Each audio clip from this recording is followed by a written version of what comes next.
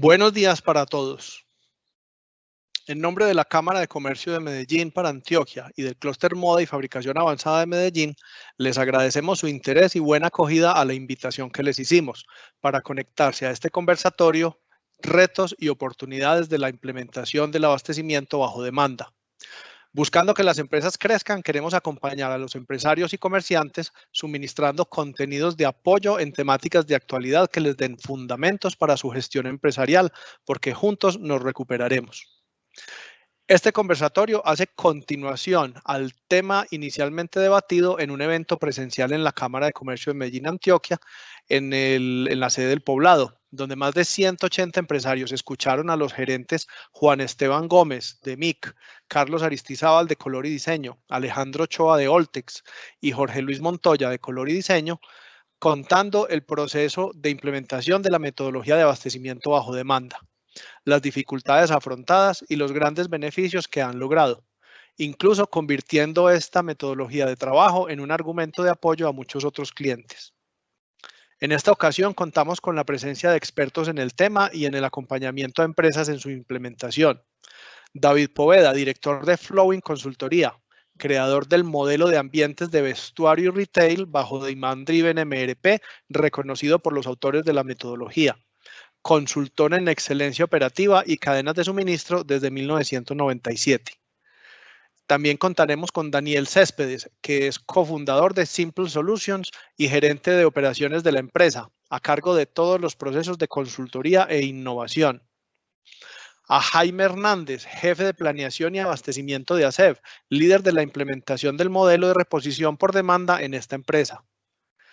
Y también tendremos a Francisco Zuluaga Golarte, que fue gerente general en Prodenvases y Socoda. Ha hecho parte de varias juntas directivas y actualmente es asesor de empresas en planeación estratégica y buenas prácticas de manufactura. La metodología de este conversatorio será la siguiente.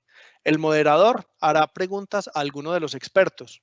Ellos la contestarán y al final de su exposición, otro experto podrá complementar la información si lo considera apropiado. En su momento, Francisco Zuluaga y Jaime Hernández nos contarán de los procesos de implementación en las empresas que dirigen y apoyan, la voz de la experiencia. Durante el conversatorio se tendrá habilitada en su margen derecho la posibilidad de formular preguntas. Nosotros haremos una selección y las publicaremos para que el público vote o le den like a las preguntas que considere más pertinentes. Las preguntas que tengan más likes serán las que les haremos a los expertos. Si desean que algún experto en especial sea el que responda, por favor lo colocan en la redacción de la pregunta. Sin más preámbulos, comencemos entonces con las preguntas. Es bien sabido que sin una buena planeación, la empresa puede correr el riesgo de perderse entre el bosque de las urgencias, de los cambios constantes en el comportamiento de la demanda. David, cuéntanos cuál es la principal diferencia entre las metodologías tradicionales de planeación y la metodología de reposición por consumo o reposición bajo demanda. Hola Rubén, buenas tardes para ti, para todos los asistentes y comenzar por agradecerles por esta invitación. Esperar que todos dentro de las circunstancias estén lo mejor posible y que logremos pasar esto tan difícil lo más pronto posible para bien de todos. Esto es un propósito colectivo, a todos nos debe interesar que pues logremos las mejores prácticas para que retomemos la senda de crecimiento que teníamos antes de toda esta circunstancia. Entonces, sobre tu pregunta, Rubén, empiezo por decir que pues no solamente tiene las consecuencias que mencionaste, sino de pronto otras que pueden ser mucho más graves, que son la misma sostenibilidad de las empresas. Eso se ha visto en varias partes del mundo. En Medellín y en Antioquia tenemos muchísimas empresas que han desaparecido por literalmente problemas de planeación, pues que abordaremos si se puede un poquito más adelante para explicar y justificar esto. Y paso a dar la respuesta pues a la pregunta que hiciste, es cuáles son las diferencias fundamentales entre los modelos de planeación convencionales que están disponibles, que se enseñan en todas las universidades del mundo, que son los que están inmersos en la mayoría de los ERPs, que son los que se aplican en el día a día en la mayoría de las empresas de todo el planeta. Eso comparado contra los modelos de reposición por demanda, comienza en lo más fundamental de lo fundamental, que es el paradigma generalizado con que se administran las empresas en todo el planeta, porque esto no es una cosa que hayamos traído nosotros a Colombia y nos haya parecido interesante y aquí especialmente en Colombia pues haya tenido una muy rápida aceptación comparado con el resto del mundo, sino que la situación es exactamente igual en todo el planeta. Entonces les decía que esto parte del paradigma fundamental con que administramos las compañías. Paradigma fundamental que hoy utiliza todo el planeta, presidentes, gerentes, juntas directivas, etcétera, etcétera, etcétera, dice que para ganar más dinero hay que bajar los costos. Es decir, que si yo bajo los costos, gano más plata. Eso es algo que está imbuido en el modo de pensar de la mayoría de los empresarios del planeta. Eso tiene una explicación muy clara, muy entendible. Obviamente, pues es incorrecta, pues, pero no tenemos el tiempo para entrar en esos detalles. Y lo que estamos, y la razón para demostrar eso es que yo puedo tener los costos más baratos de todo el planeta y quebrarme. ¿Por qué se expresa eso? ¿O cómo se puede dar eso? Que si soy el productor más eficiente del planeta me quiebre. Por una razón muy simple, porque puedo estar produciendo las cosas que nadie me está comprando. Y lo que estoy haciendo es construyendo inventarios, y lo que estoy haciendo es agotando el flujo de caja, y las empresas no se quiebran por la contabilidad, todos sabemos, se quiebran por el flujo de caja, eso lo estamos enfrentando de manera patética en este momento. Entonces, de nuevo, hay un paradigma equivocado, generalizado, que repito, dice, para ganar más dinero hay que bajar los costos. Los modelos de reposición por demanda parten de un paradigma correcto para las circunstancias actuales que dice que para ganar más dinero hay que maximizar la velocidad de flujo de materiales e información. Es decir, en una sola frase, es pasar de un modelo de gestión basado en enfocarse en disminuir los costos a un modelo de gestión enfocado en disminuir los tiempos. Las empresas más exitosas del planeta, empezando por Toyota, siguiendo por Sara, que es muy pertinente para el sector de ustedes, se han enfocado siempre en disminuir la velocidad de respuesta al mercado que en los costos de producción.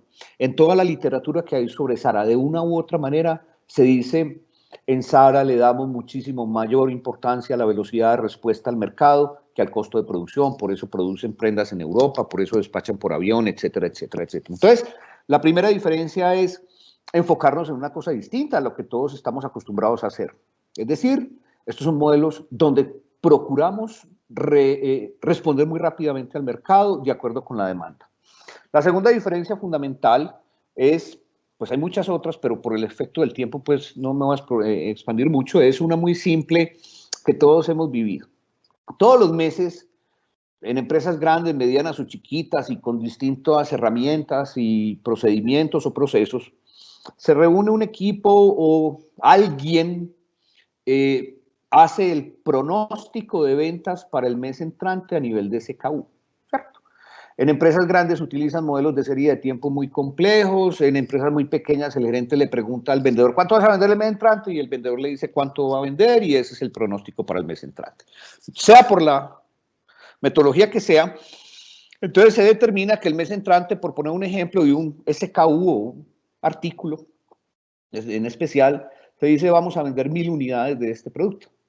¿Y qué hace hoy todo el planeta? Entonces decimos vamos a vender 1000 unidades, tenemos tanto en inventario, quiero tener esto en inventario de seguridad, la diferencia la tengo que mandar a producir. Esa resta, esa diferencia es lo que en ingeniería industrial convencional se llama el MPS, que son las iniciales de Master Production Schedule, que yo digo que eso es un nombre muy sofisticado para una resta, pero así es. Y entonces, ese MPS, a ese programa maestro de producción o plan maestro de producción se le hace una explosión de materiales y se determinan qué se requieren materias primas e insumos. Por eso ahí se llama MRP, esa técnica se llama MRP, planeación de requerimientos de materiales. Y a los materiales se les hace la misma cuenta. ¿Cuánto necesito? ¿Cuánto tengo en inventario? ¿Cuánto quiero inventario de seguridad? La diferencia la mando a comprar. Eso que acabo de describir muy brevemente es lo que en todo el planeta se llama MRP, que está imbuido en todos los ERPs del planeta. Ese es el núcleo de los ERP y de hecho los ERP nacieron a partir de los sistemas MRP en los 90. Entonces, ¿qué pasa? Dijimos que íbamos a vender 1000 unidades, por ejemplo, y ventas nos trae 1200 unidades de pedidos. Pues nos pasa lo siguiente, perdemos ventas, que es lo más caro para cualquier compañía del planeta. Tenemos problemas de nivel de servicio, clientes insatisfechos, por un lado, y por el otro lado, urgencias. Bájate lo que tenés ahí montado, que cómo no le vamos a despachar a fulanito de tal. Trabájate unas horas el fin de semana. Traete esta materia prima por avión. Eso se llaman gastos relacionados con urgencia. Entonces, por un lado, si dijimos que vamos a vender 1000 y ventas nos trae pedidos por 1200, tenemos ese inconveniente. Por el otro lado, si ventas nos trae 800 unidades de pedido, nos quedamos con un inventario ahí guardado. Si yo tengo 1000 o 100 o 100.000 SKUs, más o menos la mitad van a estar en la primera parte que les dije y la segunda parte. Eso es lo que da origen a una frase legendaria que en investigaciones muy serias se dice que reportan el 95% de las empresas del planeta de manufactura y distribución, aquella frase legendaria que dice, estamos repletos de cosas que no se venden y no tenemos nada de lo que sí se vende. Esa es una consecuencia inexorable de los pronósticos que nunca se van a cumplir y que es el modelo fundamental que está, pues es el estándar en el planeta, que lo que hace es adivinar o apostarle a una cifra, empujar la mercancía y yo digo sentarse a rezar que se venda toda, pero ni una más porque tenemos. Entonces, esas son las dos fundamentales diferencias. No, los modelos de reposición por demanda no están basados en pronósticos, están basados en la demanda real, como su nombre lo dice. Y entonces, si tenemos un poquito más de espacio más adelante, pues les explicaremos fundamentalmente qué consiste. Pero yo diría que en este corto tiempo que tenemos serían esas dos diferencias. Resumo, el paradigma no es baje los costos y gane más plata, sino baje los tiempos y gane más dinero, aumente la velocidad de flujo de materiales e información. Y segundo, no están basados en pronósticos que siempre son inexactos y crean excesos y faltantes, y que lo que hacemos es estar leyendo permanentemente la demanda real y con base en ese consumo real dirigir toda la operación de la cadena de suministro. Yo creo que sucintamente podría resumir esas dos diferencias. Hay más y consecuencias complicadísimas y muy fregadas que todos sabemos, pero en aras del tiempo entonces lo describiría de esa manera Rubén. Rubén, ¿tienes tu micrófono silenciado? Sí, muchas gracias, David. Yo creo que Daniel nos puede completar un poquito y como esto es una metodología que está implementada ya a nivel mundial en muchas empresas, con ya bastante tiempo de haberse introducido, con base en ese conocimiento que hay en otras partes del mundo, en otros países o en compañías que ya lleven mucho tiempo en Colombia y según sus creadores en Estados Unidos, porque según entiendo esto es una teoría creada en Estados Unidos, ¿cuáles son los resultados esperados de la implementación de un modelo de reposición por consumo? Listo, muchas gracias Rubén y buenas tardes a todos.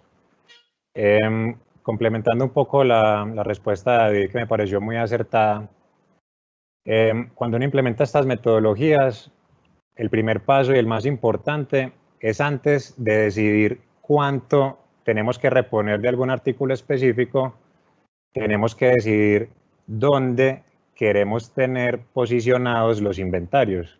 ¿Cómo así que dónde?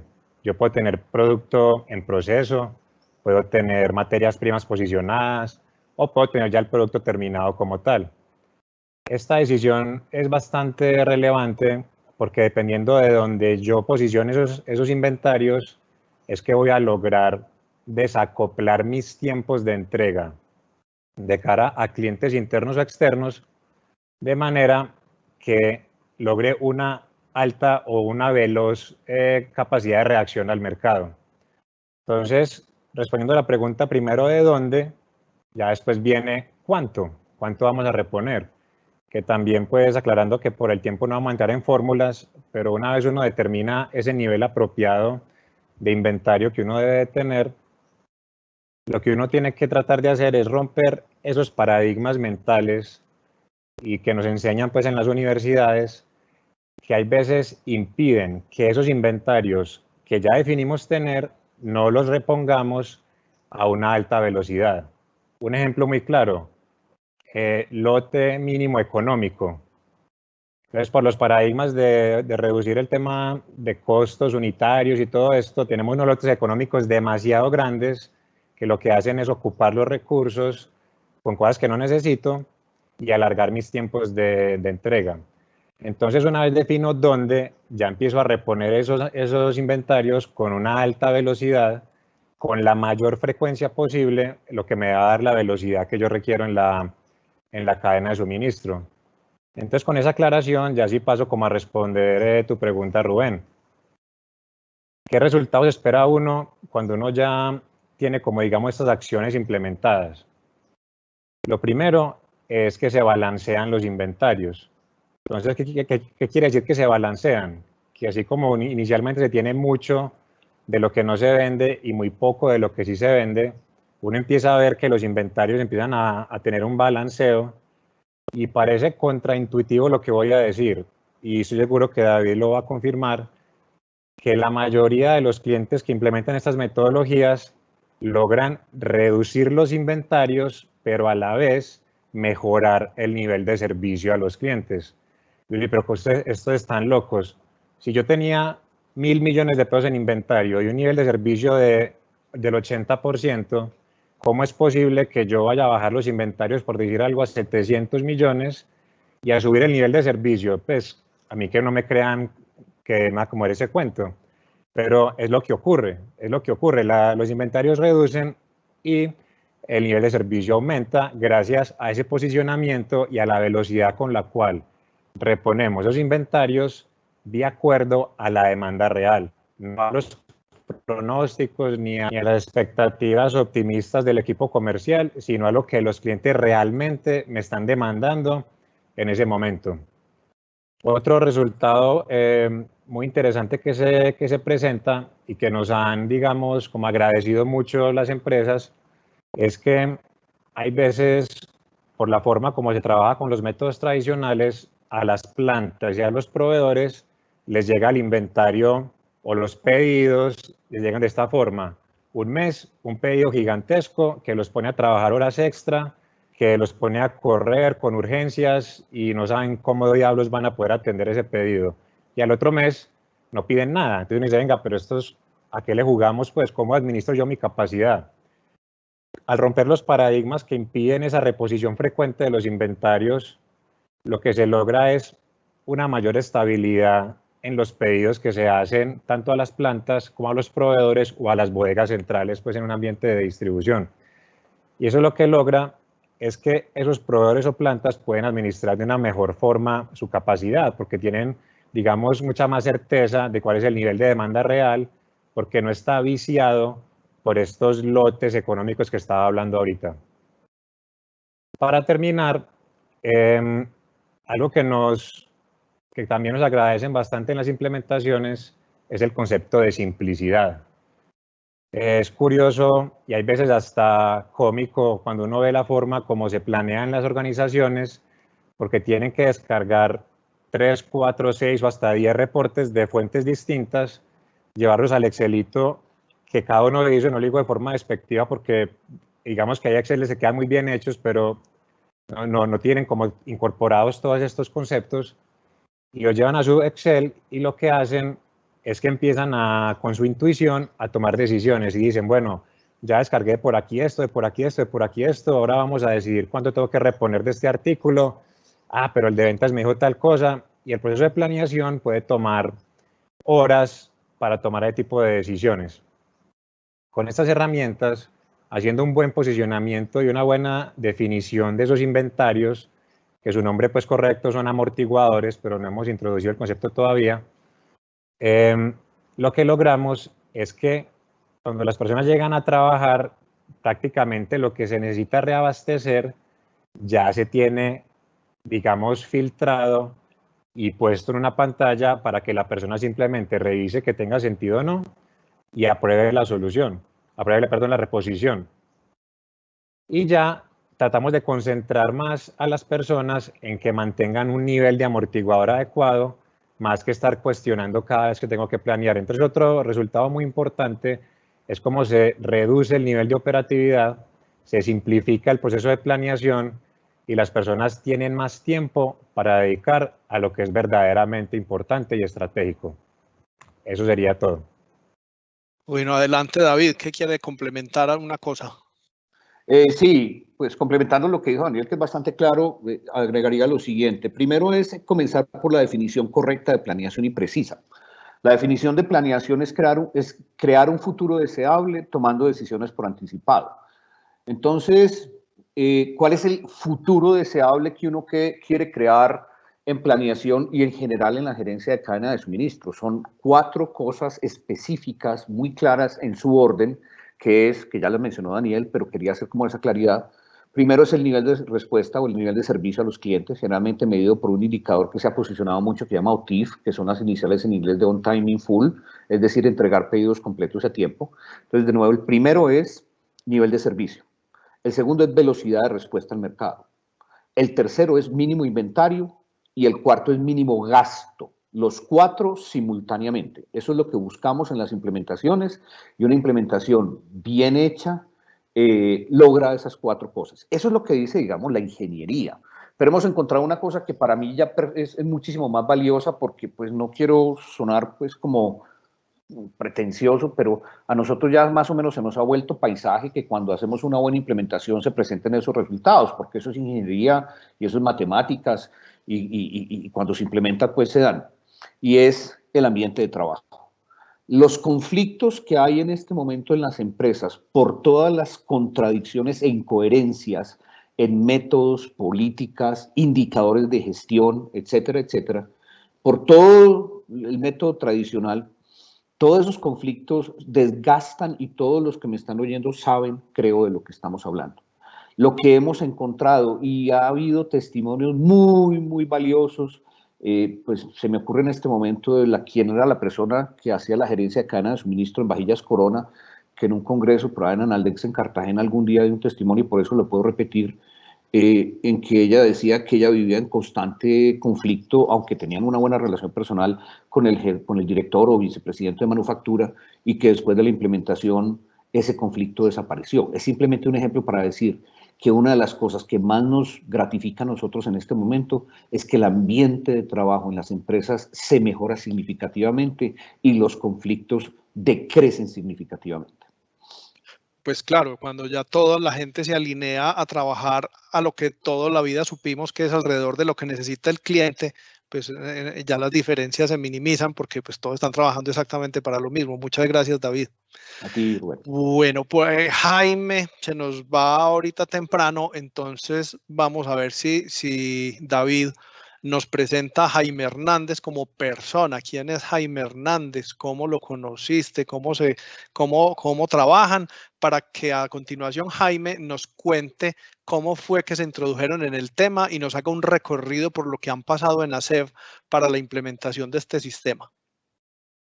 Bueno, Rubén, ¿cómo conocí a Jaime? Lo conocí en ASEP. Pero bajo las siguientes circunstancias. Nosotros trajimos esta metodología que se llama Demand Driven MRP.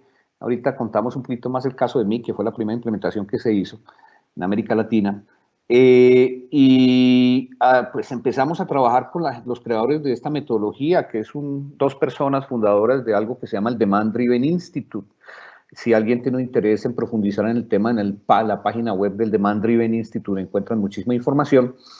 Y el Demand Driven Institute no hace ni consultoría ni hace software, no. Ellos lo único que hacen es generar conocimiento y generar cursos y conocimiento. Y es el curso oficial que se da igualitico en todo el mundo. Nosotros comenzamos a dar esto en el año 2013 y por allá creo que en el año como 2014 o 15, si no estoy mal, ASEV envió a 5 funcionarios a uno de los cursos que dimos. Eso creó en ellos digamos, una llamita, un interés. Ellos sabían, y Jaime nos contará mucho mejor la historia desde adentro, de que allí había posiblemente una oportunidad para continuar mejorando lo que estaban haciendo. Y después de ciertos procesos que tuvieron que completar internamente, entonces ya decidieron comenzar una implementación, hicieron pues un sistema pues como de selección de proveedores, fue un honor que nos escogieran y estando ya dentro de la implementación conocí a Jaime, ha sido el líder, un coequipero magnífico, fantástico, Tuvimos la oportunidad de estar en el Congreso Mundial de Ámsterdam el año pasado y Jaime dio un testimonio muy bello de lo que hemos hecho en ACEP, y entonces ya sí le doy la palabra a Jaime para que nos cuente su cuento. Bueno, muchas gracias a todos, gracias David, gracias por la invitación. Pues antes de entrar como en materia hablando un poquito de específicamente lo que fue Demand Driven en cuanto a la implementación, es importante mencionar pues de dónde veníamos nosotros desde lo que es la planeación de operaciones.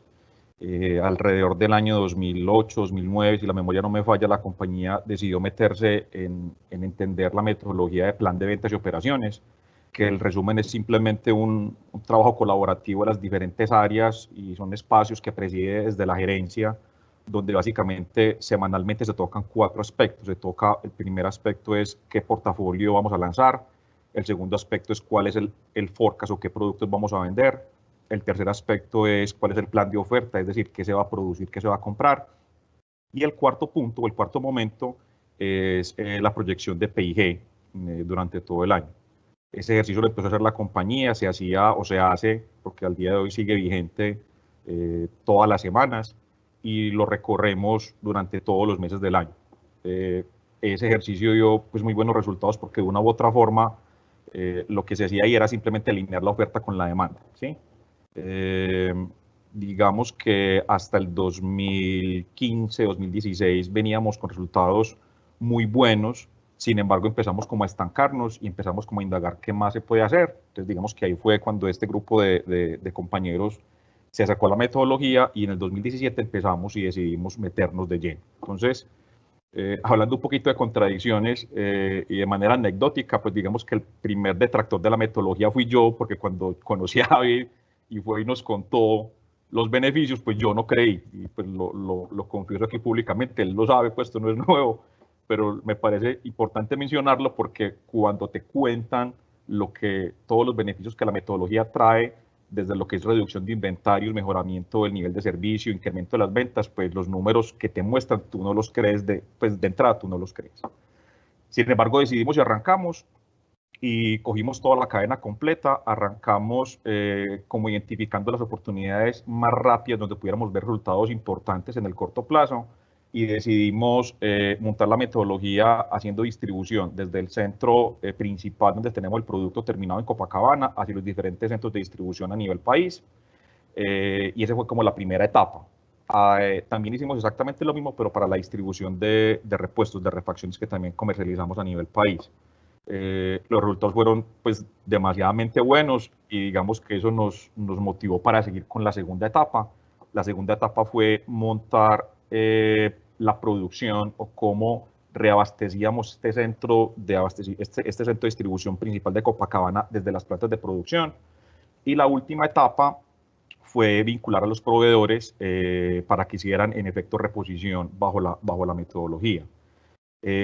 Nosotros culminamos casi que todas las etapas el año pasado, estamos en este momento entrando ya a profundizar cómo nos metemos a hacer programación de las plantas para meternos con fabricación o producto en proceso bajo la metodología. Y digamos que durante toda esta historia que ya llevamos casi 3 años largos, hay como 2 elementos importantes que pueden servir como referente y es que el primero o el primer gran reto ya desde la técnica es la integración de la información. Digamos que en ese aspecto tratar de coger los números que hacen parte de la operación tuya hoy vigente y actual y montarlos a las plataformas que agilizan y que permiten la reposición, se toma o nos tomó en el caso particular más tiempo el que estábamos esperando porque pues al final sobre la marcha van surgiendo elementos y cosas que de pronto era complejo haberlas advertido desde el principio y ahí nos tomamos pues digamos que más tiempo el que habíamos estimado inicialmente. El segundo punto que también es muy importante y es el tema del cambio en el switch, el cambio en la mentalidad de los que operan el sistema. Al igual que muchas compañías a nivel mundial, todo es muy exceliado, entonces son tablas de Excel que viajan de un lado a otro y que la gente se estuviera desligando lentamente del Excel para meterse en la herramienta y programar y ejecutar con la herramienta, les ha costado trabajo, sigue siendo un trabajo de manera permanente de acompañamiento porque al final del día pues los resultados son son evidentes, pues. Y de pronto ya para terminar, y es un aspecto que también lo he conversado mucho con David, es que a nosotros nos sirvió muchísimo haber madurado previamente todas estas metodologías de plan de ventas y operaciones o estos equipos multidisciplinarios, tratando precisamente de alinear la oferta con la demanda, porque al final no existe ninguna herramienta que pueda suplir como una conversación o al menos unos acuerdos mínimos entre los diferentes equipos. Y creo que hasta el momento los resultados han sido pues más que extraordinarios. De hecho, lo conversábamos precisamente esta semana con David, que tuvimos una conversada, pues que yo en este momento, al menos desde mi postura, desde mi opinión personal, en este momento tan complejo, con tanta incertidumbre, yo no me imagino operando, mover toda la operación con una herramienta distinta a esta, pues no tendría como elementos como de relevancia para poder tomar decisiones más allá de lo que en este momento la herramienta nos está ofreciendo. Entonces, esa ha sido como la experiencia que hemos tenido durante estos últimos 3-4 años. Muchas gracias, Jaime. De pronto, pues ya que estamos con los invitados estrellas aquí, por ejemplo, Daniel nos podría hacer también la presentación de Francisco Zuluaga, a quien conozco pues desde mis inicios como empleado, que trabajé en Prodenbases. Ese fue jefe mío en Prodenbases. Cuéntanos, Daniel, sobre Francisco Zuluaga y luego le da la palabra para que nos cuente sus experiencias. Él tiene varias experiencias, ha sido dirigido a Prodenbases y Socoda y actualmente pues asesora muchas empresas. Listo, muchas gracias.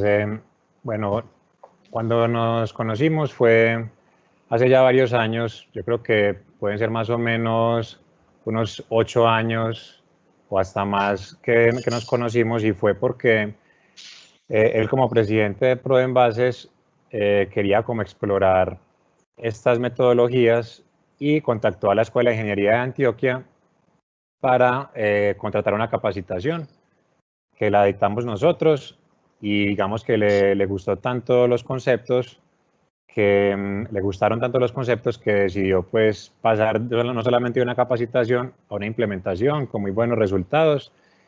Y después en Socoda también éramos el equipo consultor allá y él fue luego el gerente general de Socoda. Entonces digamos que ha sido como nuestro sponsor ya en varios proyectos, hemos tenido muy buena relación y digamos que hemos estado siempre muy alineados, y eso ha facilitado que el trabajo sea con resultados pues bastante buenos. Entonces ya le doy la palabra a él para que se presente y nos cuente cómo ha sido su experiencia. Gracias, Daniel. En realidad, como lo decías, todo empezó cuando en el año 2008 empecé a leer el libro de La Meta de Goldrat y me entusiasmé con el tema. Empecé a ver como una metodología distinta de programar una planta. Yo venía inclusive antes de ser el gerente de Prodenbases, de ser el director de manufactura, entonces tenía una pasión, digamos así, por la parte de la planta. En ese momento, entonces, como lo dice Daniel, me fui a buscar quienes sabían del tema, recurrí a las universidades y en la Escuela de Ingeniería me encontré a Daniel y Alejandro Céspedes, que estaban empezando, digamos así, con la implementación. Ellos, como dice Daniel, primero hicimos una sensibilización a nivel interno y vimos como todo el futuro de esa metodología. Ahí fue cuando empezamos, digamos así, a implementarla, y yo diría que tengo experiencia en la implementación en 2 compañías. Una es en Prodenbases, que es un negocio B2B, donde nuestros clientes eran, digamos así, era la gran industria fabricante de alimentos o de pinturas, fabricamos envases de metal y plástico. Y el otro era el Socoda, que fue mi segunda experiencia, donde igualmente los llevé para que con simple solución hiciéramos la implementación. Y Socoda ya es más una compañía B2C, donde realmente se atienden cadenas de grandes superficies, puntos de venta propios, ferreterías, toda la red de distribución y constructores. Lo que les puedo decir es que esa metodología trabaja muy bien, y en ambos casos, tanto en un B2B como en un B2C, tuvimos excelentes resultados. O sea, no es algo que le estén a uno vendiendo y que finalmente no funciona, no. Si uno tiene de verdad la disciplina y la rigurosidad de hacer una buena implementación, los resultados se alcanzan. Lo que yo quisiera resaltar de esta metodología es que se enfoque en mejorar el nivel de satisfacción de los clientes. Para mí eso es lo más importante, es el principal objetivo que logramos. Y eso medido no de manera simple, como quien dice, si me hacen los pedidos en un mes, yo entrego todos los pedidos, no, de manera mucho más compleja, que es el indicador que hablaba David de ONTIF, o sea, órdenes completas y a tiempo. Y ese indicador es binario. Quiere decir que si usted no entrega, si usted puede entregar a tiempo, pero no entrega la cantidad, realmente el indicador, ese pedido no se cumplió. Y es bastante exigente, pero es lo que deberíamos tener como indicador para realmente atender bien a los clientes y llegar a un buen nivel de satisfacción. Como todo indicador primario debe tener un indicador secundario. El indicador secundario que se define, y lo definimos internamente también, y lo tiene definido la metodología, es el nivel de inventarios. Porque es que atender bien un mercado con altos niveles de inventario es muy fácil. Tenga bastante materia prima, tenga bastante producto en proceso y tenga bastante producto terminado y espere que le pidan y usted siempre tiene de todo. Pero realmente eso afecta demasiado el capital de trabajo y por eso lo llamamos el indicador secundario. Hay que lograr el primer objetivo, que es la satisfacción de los clientes al menor nivel de inventario posible en todos sus aspectos: materia prima, producto en proceso y producto terminado. Ese es como el indicador importante para que esté equilibrando ese indicador de nivel de satisfacción de clientes. Voy a dar las cifras. En inventario, en ProEnvases, por ejemplo, logramos que un inventario de producto terminado de 32 días pasara a 17 días y eso lo logramos en 7 meses, perdón. El nivel de servicio, pasamos de nivel de servicio del 85% al 89% en 8 meses. En Socoda, yo diría que la experiencia un poco más reciente fue la de Socoda. Un inventario total de 15.000 millones de pesos, pasamos a 10.000 millones de pesos, una reducción del 30% en 12 meses, significativa. Unos niveles de servicio del 65% al 92% en 15 meses. Y una reducción de tiempos de entrega de 14 días a 6 días. O sea, lo que anotaba David, que no solamente es importante el tema de los costos, sino disminuir los tiempos de entrega, es absolutamente relevante. Yo diría que además uno encuentra como resultado en las plantas una actitud de mucha mayor flexibilidad. Realmente las plantas de producción somos muy rígidas, como lo han anotado todos, en que hay que estar fabricando los lotes mínimos de fabricación. No nos permitimos mucho la flexibilidad para estar cambiando de referencia, porque consideramos que eso es un desgaste, pero realmente la implementación de esta metodología es muy exigente en ese sentido y lo voy a explicar un poco más adelante. Quiero contar 2 anécdotas para empezar un poco mis experiencias. Cuando íbamos a hacer la implementación de Oracle en ProEnvases, yo dije que estamos en el momento pertenecíamos al Grupo Mundial, hoy Grupo Orbis, y realmente la posición mía fue decirles, estamos hablando de año 2008 más o menos, nosotros no necesitamos el módulo de MRP de Oracle. ¿Cómo así que no? Nosotros tenemos una metodología muy buena, nos ha dado un excelente resultado y no necesitamos la implementación de módulo. Eso implicaba, además de un ahorro significativo, pues reducir mucho más el tiempo de implementación, pero además no perder el trabajo que ya habíamos empezado de teoría de restricciones. Efectivamente, entonces el grupo de Oracle se vino a ProEnvases a ver qué era lo que nosotros teníamos, porque por qué razón no íbamos a implementar el módulo de MRP y el ERP, y al final, después de esculcarnos, hacernos muchas auditorías y revisar mucho todo lo que veníamos haciendo, concluyeron que estábamos teniendo una buena práctica. O sea, que yo diría que este modelo de teoría de restricciones, lo que implementamos con Simple Solution, soportó, digamos así, la auditoría que le hace una plataforma tan robusta como Oracle a este proceso de implementación. Y finalmente no implementamos Oracle y seguimos con nuestro modelo muy desarrollado localmente con Simple Solution, pero que era suficientemente robusto. La otra experiencia que fue bastante anecdótica fue con Home Center. Yo estaba en Socoda. Francisco. Señor. Que aquí Daniel quiere intervenir con algo, qué pena te interrumpo. Dale. Sí, no, es una pequeña aclaración para todos los asistentes. La metodología Demand Driven MRP, digamos que tiene unos fundamentos en lo que llamamos la teoría de restricciones. Entonces, para evitar confusiones, la teoría de restricciones la desarrolló el físico israelí Eli Goldratt en los años 80 y ya en el año 2000 y pico, como 2005-2006, fue que Carol Patak y Chad Smith, que fueron pupilos de Eli Goldratt, desarrollaron Demand Driven. Entonces, para hablar de terminología, digamos que tienen unos fundamentos similares. Demand Driven ha logrado, digamos, unos cambios importantes y ha permitido, digamos, expandirse mucho más en términos de conocimiento, pero para que no haya confusión, una es como una evolución de la otra metodología. Era esa como la aclaración que quería hacer. Muchas gracias, Daniel. Adelante, Francisco. Listo, entonces continúo. Quería contar un poco la anécdota con Home Center. Estaba yo recién ingresado como gerente de Asocoda y me fui para Home Center a que me dijeran, pues era nuestro principal cliente, realmente participaba como en el 35% de las ventas. Entonces le digo yo al comprador, dígame usted qué necesita, pues, qué necesitamos nosotros para aumentar participación en Home Center y para poder incrementar nuestras ventas. El tipo se quedó mirándome y me dice, a ver, hombre Francisco, simplemente cumplime lo que yo te pido. Haceme unas entregas correspondientes a los pedidos que yo te monte. La verdad, yo salí como con la cola entre las patas y miércoles. Entonces, el tema no es de ellos, el tema es mi responsabilidad. Y ahí fue cuando empezamos a conocer y a analizar mucho mejor la demanda que teníamos nosotros con Home Center.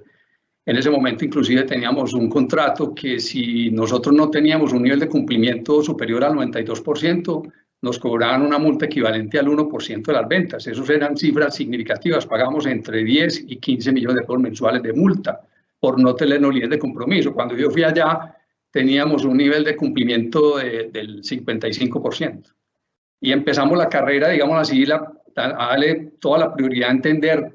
No es de los pronósticos, como lo decía muy bien David al principio, no es del pronóstico, se equivoca demasiado y además Home Center no te da pronósticos, sino simplemente entender cuáles eran los productos que ellos consumían, definir claramente unos amortiguadores en todos los niveles de la cadena de abastecimiento y empezar a responder con claridad a esa demanda que tenía Home Center, inclusive sin entender qué era lo que ellos estaban esperando vender, sino solamente enfocados a reposición de demanda por consumo. Y ahí fue como, digamos así, ya unos 4 años más tarde, en el año 2018, nosotros fuimos nombrados como uno de los proveedores del año con Home Center, teniendo niveles de satisfacción y de cumplimiento del 94%. Eso, pero la verdad, fue otra anécdota importante en donde un cliente te devuelve y te tienes que entrar a revisar internamente qué es lo que tienes que hacer para poder mejorar ese nivel de satisfacción de ese cliente. Yo diría que durante la implementación, quiero hacer algunas anotaciones de mi experiencia en las implementaciones. Lo primero es que esto tiene que ser un proceso liderado desde la gerencia. La gerencia tiene que estar convencida de que realmente es algo importante para la compañía y que es una metodología. Igual que tiene que haber un compromiso de las demás áreas. Tiene que haber un compromiso de las áreas de ventas, muy importante, del área de sistemas, del área de desarrollo humano, de toda la parte del área de cadena de suministro.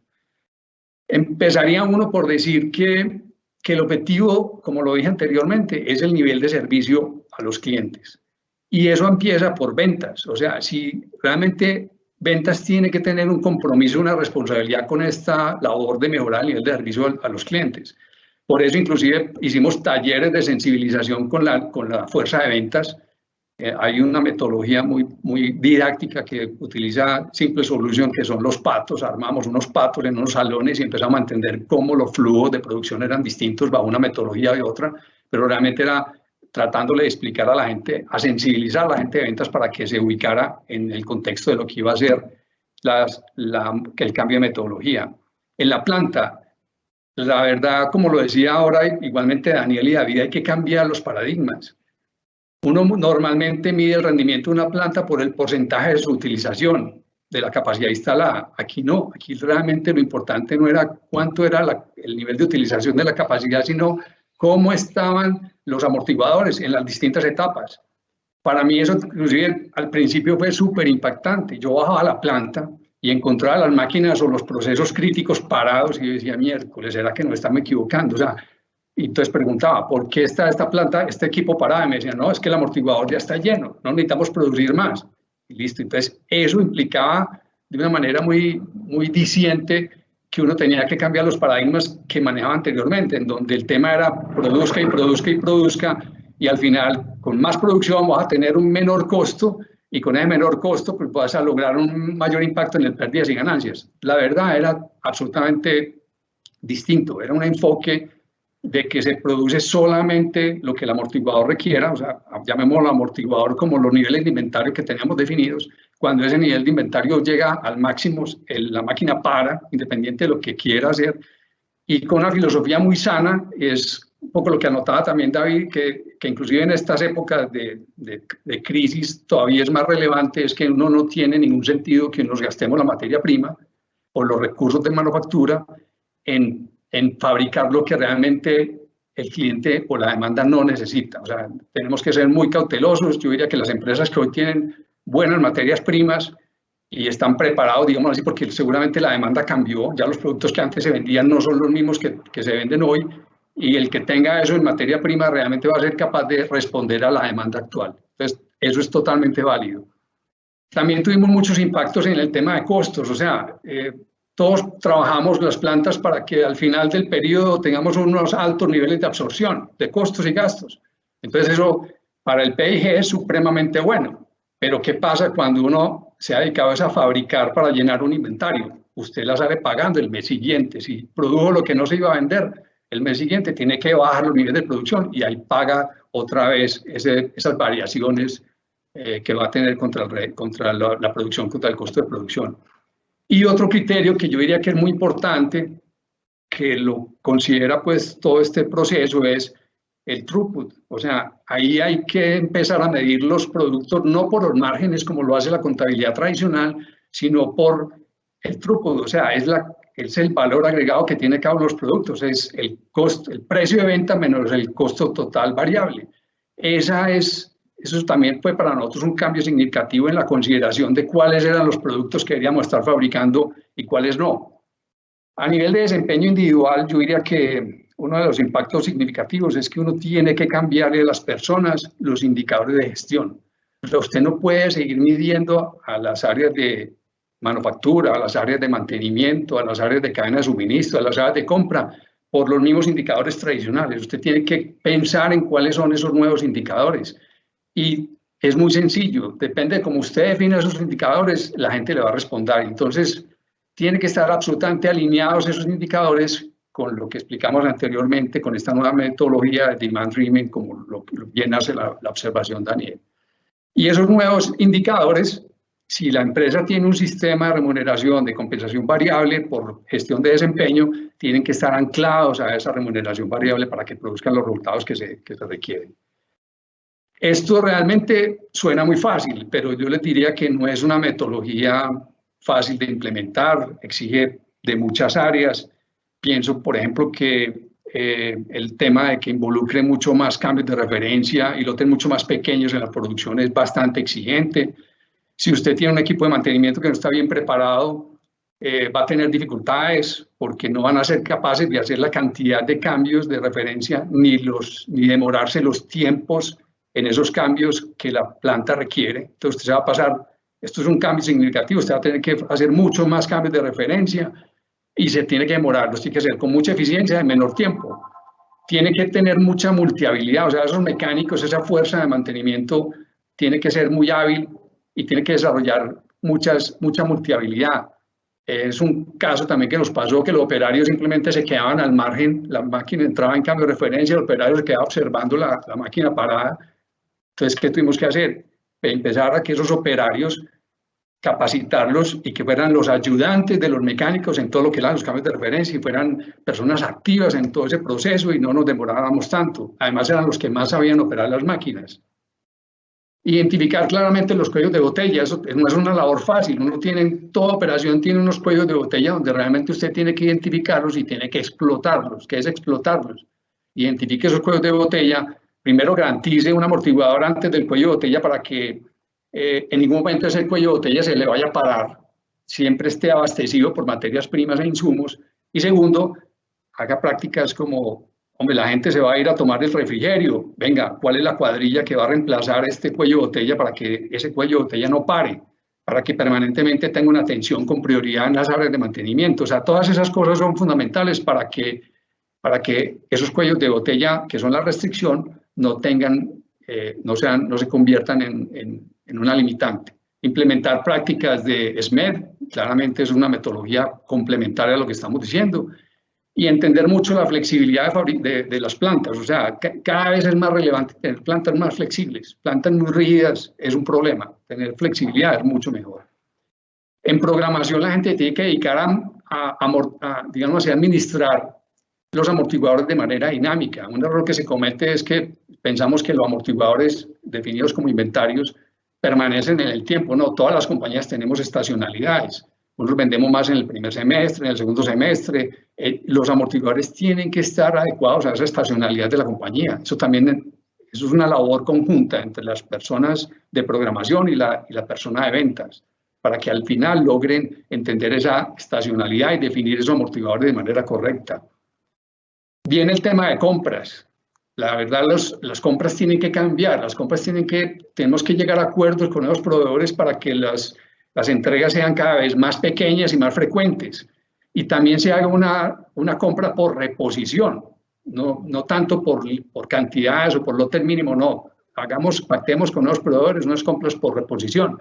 De esa manera nosotros estamos garantizando el ingreso de las materias primas y están totalmente alineadas con los flujos de producción que necesitamos. Otra cosa importante son las áreas de sistemas.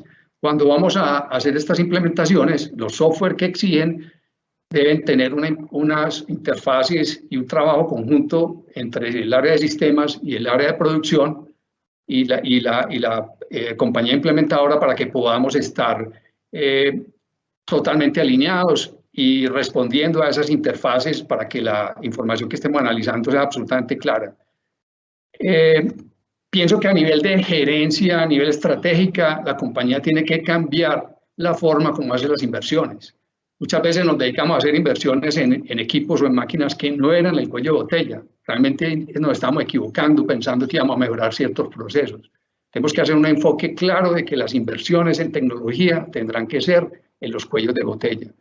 También aumentar esa capacidad protectiva, que es, digamos así, la capacidad de respuesta que necesita una planta para poder responder a esas necesidades adicionales que tiene una planta de atender o pedidos, o nuevos pedidos o cambios en los pedidos. Hay que trabajar mucho en la capacidad protectiva y en aumentar la flexibilización, que es la capacidad de respuesta que nosotros tenemos. Para todo esto, pues la recomendación clara es nombrar un líder que muchas veces viene de la cadena de suministro, de la cadena de abastecimiento, y ese líder tendemos en muchas de las implementaciones que hacemos, ya sean en software o en este tipo de herramientas, no necesariamente a nombrar el líder, el mejor. No, siempre decimos, no, es que como nos vamos a quedar sin fulanito que es el mejor en este proceso, pongamos al segundo. Realmente les digo, eso es un error. Toda implementación tiene que considerar a los líderes que son los que más conocen, los primeros que van a ser capaces de parametrizar bien el proceso, de encontrar bien cuáles son los nuevos flujos. A mí no se me olvidan dos personajes claves en esta implementación en ProEnvase fue Francisco Garzón y en Socoda fue Xiomara Guarín. Son dos personajes que han sido fundamentales para el éxito de esta metodología. Esas dos personas tienen que ser las más conocedoras, las más robustas, los mejores líderes, los que tengan el mayor nivel de credibilidad entre las organizaciones para que al final sean los que implementen, capaciten y tengan, digamos así, la mejor promoción del proceso. Pienso que también hay que continuar un poco, como lo decía Jaime, con esas reuniones de planeación de oferta y demanda. Pienso que eso hace que la metodología también se complemente con algo importante. Por ejemplo, en ProEnvases teníamos tenemos que trabajar con materias primas importadas de 3 y 4 meses. En Socoda igualmente, el acero inoxidable es importado, entre 4 y 5 meses de planeación digamos así, de los panoramas de compras. O sea que esas reuniones de planeación de oferta y demanda son necesarias. Ese es un poco el tema. Un poco, se me escapa algo que lo decía David Poveda también muy importante, y es que esta metodología es muy clara, es muy gráfica además, tiene unas prioridades definidas por colores, en donde uno empieza por fabricar el negro, después sigue el rojo, después sigue el amarillo y después sigue el verde y el azul. esa metodología lo que hace es que a todas las áreas le da absoluta claridad de cuál es la prioridad. Y eso evita todos los conflictos que usted puede imaginar. La gente de mantenimiento sabe cuál es la secuencia, la gente de producción también, los almacenes de materia prima, las compras. Es más, la persona que está normalmente dándole la información a la gente de ventas de cuál va a ser la fecha que le va a entregar, la cantidad que le va a entregar, también tiene una claridad en cuál va a ser la secuencia de producción. Entonces yo pienso que eso unifica la información de la compañía y evita como esa rivalidad permanente. Simplemente hay que abrir la actualización, ver cuál es la prioridad y con base en la prioridad todo el mundo está trabajando. Eso es uno de los grandes beneficios a nivel de cultura que tiene la implementación de esta herramienta. Esa es pues como, digamos así, un resumen rápido de lo que ha sido mi experiencia en la implementación de estas dos empresas y era lo que quería pues, digamos así, como compartir con ustedes. Muchísimas gracias, Francisco. Definitivamente sí se te nota la pasión por la manufactura. Eso lo llevamos en la sangre. Bueno. Sí, lástima, no me he podido quedar más tiempo en ProDenvases. Por aquí David estaba que se hablaba y si no, y si ya se le olvidó, yo le tengo una pregunta aquí al respecto de lo que nos conversaron Francisco y Daniel. Adelante, David. No, gracias Rubén, no se me ha olvidado y ya somos 3 los que trabajamos en ProDenvases. Bueno, muy bien. Hombre, Francisco acaba de hacer una presentación impecable, muy interesante desde el punto de vista de alguien que estuvo al otro lado del consultor. Muchas veces estas cosas que contamos los consultores, pues la gente tiene todo el derecho a dudar de que eso sí será tan bonito y todo el cuento, como al principio Jaime contó que fue escéptico pues ante lo que estábamos proponiendo. Pero quiero hacer un énfasis sobre, creo que una cosa fundamental, de una importancia gigantesca, que muy posiblemente se haya visto ahí como un comentario marginal, que fue lo que mencionó Francisco cuando hizo su visita a Socoda. Cuando él salió, concluyó, la responsabilidad es mía, no de afuera. El mensaje aquí es que lo que sabemos nosotros por experiencia, que ya llevamos pues 20 y pico de años en estas cosas, atendiendo todo tipo de empresas, grandes, chiquitas, en varias partes en varios países, etcétera, es que muchas veces le asignamos la culpa a los factores externos y que no nos hacemos suficiente evaluación porque, por las razones que sean. El hecho es que esa frase que dijo Francisco me parece de una importancia enorme y gigante. Es la responsabilidad está dentro de nosotros. Incrementar las ventas no depende de que el cliente me pida más o me pida menos. Depende de que yo tenga un desempeño tal que haga que mis clientes me pidan más. Yo no sé si podríamos darle un momentico y Rubén la palabra a Jaime, y Jaime está pues como, pues le parece prudente compartir algunas cosas, aunque no haya cifras. Claro, antes de que se nos vaya. Sí, algunas cifras concretas de cuáles fueron los incrementos de venta que se tuvieron a hacer cuando empezaron a cumplir mucho mejor. Entonces, esa frase de Francisco me parece fundamental. La responsabilidad de incrementar las ventas en los clientes está dentro de nosotros mismos.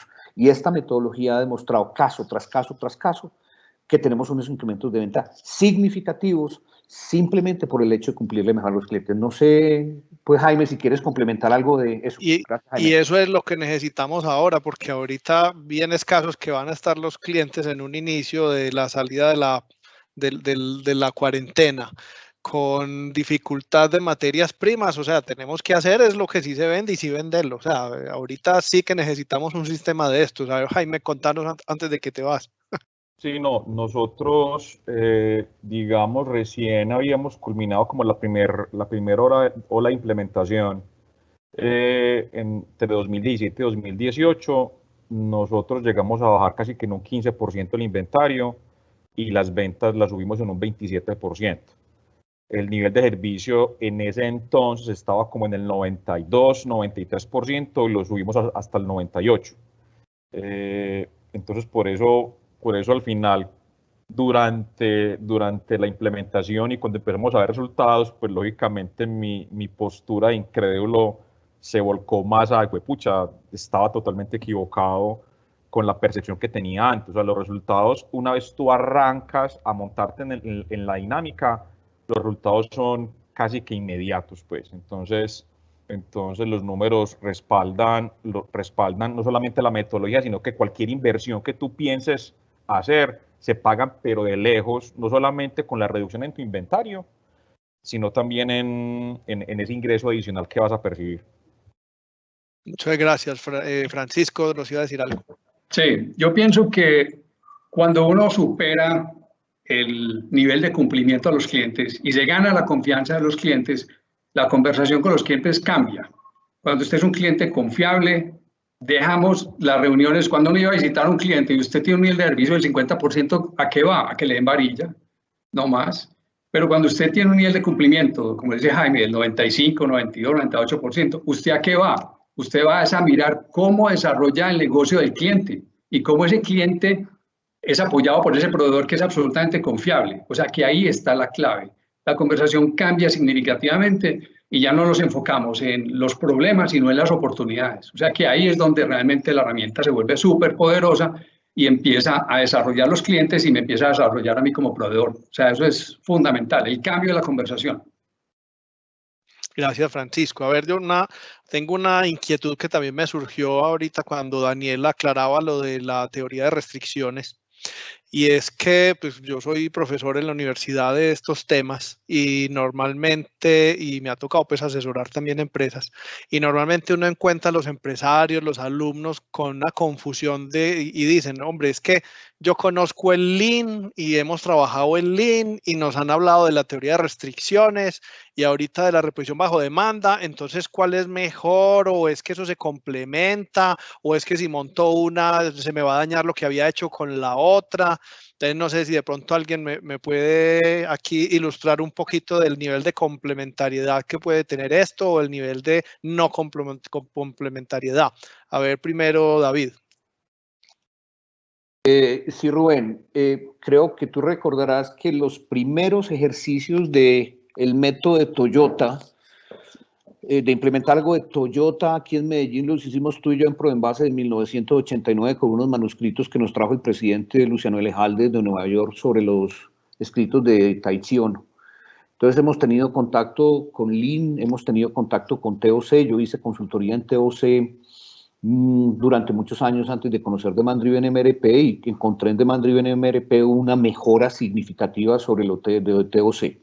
Nada de esto es excluyente, incluso pues yo me acuerdo que alguna vez para finales de los 90 en un congreso de TOC o con algunos consultores mencioné que había cosas muy interesantes de Lean y eso en ese tiempo para los consultores de TOC era la herejía. Yo recuerdo cuando en el año 2013 que traje la metodología América Latina de Demand Driven MRP, le dije a un grupo de consultores de TOC que había encontrado algo que consideraba que era superior a teoría de restricciones. Algunos de ellos me insultaron, literalmente. Lamentablemente, en estas cosas de consultoría y en estas cosas se presentan muchos sectarismos. Todas estas metodologías son totalmente complementarias. Todo el tema de gestión de calidad, de gestión de procesos, las herramientas de Toyota, pues que se han convertido en lo que hoy se denomina Lean.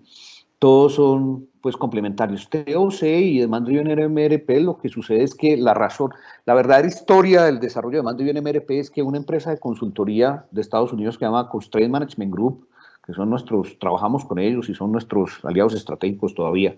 Constraint Management Group fue la compañía de consultoría en teoría de restricciones más grande de Estados Unidos durante muchos años. La dueña de eso es una señora llamada Deborah Smith, que es uno de esos cardenales de TOC en ese tiempo, y su hijo es Chad Smith, quien es el que se ha popularizado.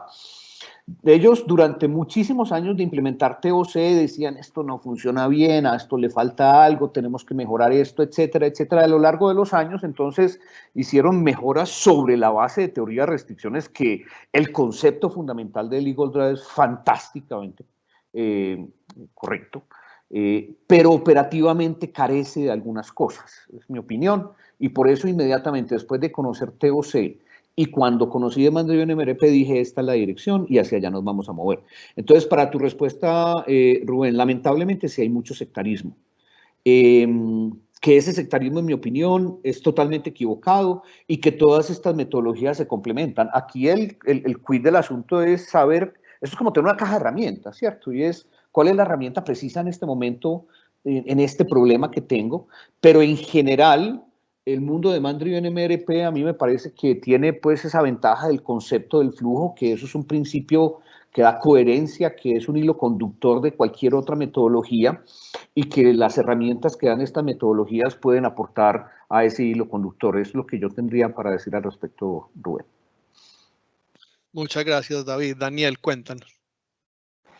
Sí, quería complementar, estoy de acuerdo que es como una caja de herramientas.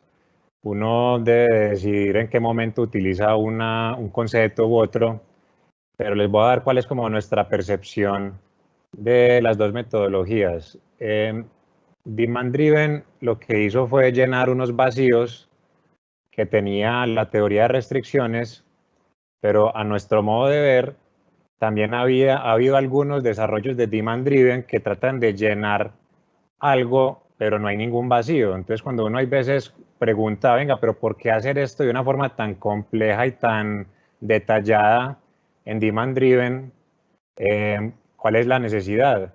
Y digamos que no hay una respuesta muy clara, sino como que no, nuestra experiencia nos ha dicho que es una mejor forma de hacerlo. Entonces no hay como un argumento válido, como aclaro que si hay otros vacíos grandes que tenía teoría de restricciones que lo logró llenar la metodología. Entonces nuestra posición ha sido más como de evaluar en qué ha profundizado Demand Driven y lo que consideramos válido, que llena un vacío, lo hemos incorporado dentro de nuestra caja de herramientas.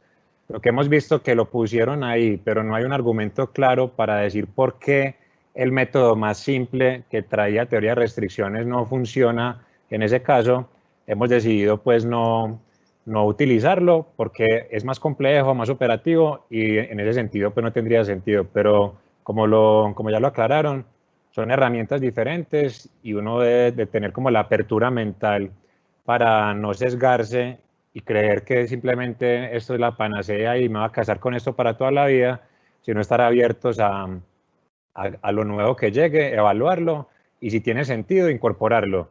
Si no tiene sentido, uno no lo incorpora, o sea, que lo diga Goldratt, que lo diga Debra, que lo diga Chad, que lo diga Carol, no importa que lo diga, lo importante es que tenga sentido para uno y que uno lo pueda utilizar de manera correcta.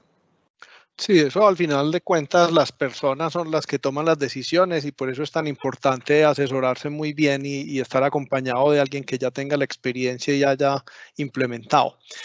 Dentro de todos estos procesos, a veces se aprende más de las metidas de pata, de los daños, de las complicaciones. Algún empresario me contaba alguna vez que inicialmente cuando intentó montar el sistema y como decía ahorita Jaime, que lo comenzaron montando desde el centro de distribución hacia los almacenes, entonces eso les implicaba al otro empresario que yo estoy diciendo rebajar el inventario en los almacenes. Entonces al decirle a los vendedores, no, vas a tener menos inventario en el almacén, eso fue el gran acabose porque ahí entonces ¿cómo vamos a vender si no tenemos inventario? Entonces a veces ese tipo de experiencias son las que logran, apenas se dan cuenta que si venden más, pues ya sí reforzar el sistema, pero inicialmente es muy duro el convencimiento y el trabajo con esas personas. No sé si de pronto alguno tenga alguna experiencia difícil y cómo la logró superar, porque lo más seguro es que las hayan tenido. A ver, David. Gracias, Rubén. Sí, hemos tenido fracasos. Hemos tenido, primero, experiencias difíciles dentro de las implementaciones, porque como dijo Francisco, esto pues no es simplemente venga, hagamos esto, sentémonos y al otro día está listo. No, esto toma, de nuevo, esto es más, vea, hombre, esto es del punto de vista de ingeniería, esto es un juego de niños.